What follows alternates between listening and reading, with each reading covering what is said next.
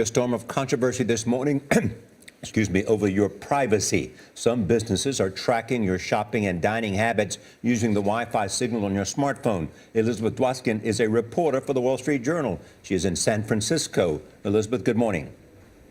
Good morning. Thanks for having me. So what do we make of this? Well, businesses are constantly looking for insights into their customers, and they're deploying all sorts of technologies in order to do that. And of course, as long as the Wi-Fi is on your phone, then you're constantly broadcasting your location from your phone. And so the company that I wrote about, Turnstile Solutions, has basically been able to place sensors throughout many businesses in downtown Toronto: restaurants, yoga studio, gym, theater, hotel. And that enables them to triangulate people's activities and create a lifestyle profile based on their daily travels. So just the way a web browser cookie would follow you across the web, I call this a cookie for your everyday life. And what will companies do with this lifestyle profile that they've created? Well, what's interesting is I think right now we're at the point where the technologies can collect so much data about us, and the stores and businesses are still trying to figure out what to do with it. So one of the businesses I interviewed said that because they knew how many of their customers went to the gym, they designed gym T-shirts with their company logo that they could give out to people. Other stores are looking at what neighborhoods their customers are coming from, and they decided to do local advertising there or open up a pop-up shop.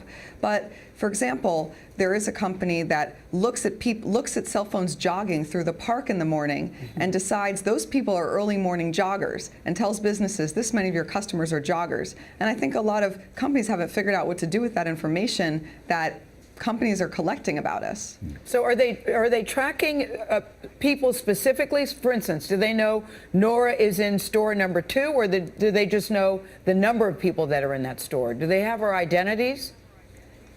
Absolutely. Well, it's a tricky question. The businesses do not get any identity. They receive reports which are anonymous. So they get the number of customers, the percentage of my customers last week went to the gym, the percentage went to yoga.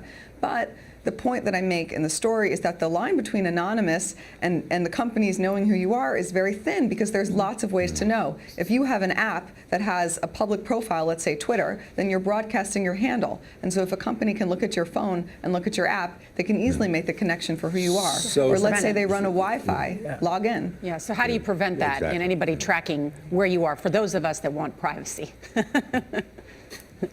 Well, there's not really that many ways right now without disabling the main functionality of your phone. So basically turn off your Wi-Fi and don't get Wi-Fi, or you can opt out through a website.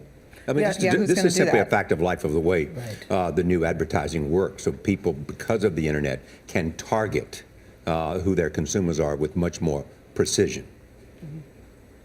Of course, but they're not able to target people yet on mobile devices as well, and so that's the holy grail for advertisers and marketers, and location is one way they're doing it. That's why Apple's getting involved, Verizon, big companies are getting involved in location data for that reason. All right, got it, Elizabeth. I doubt very few people will turn their Wi-Fi on and off, but thanks a lot.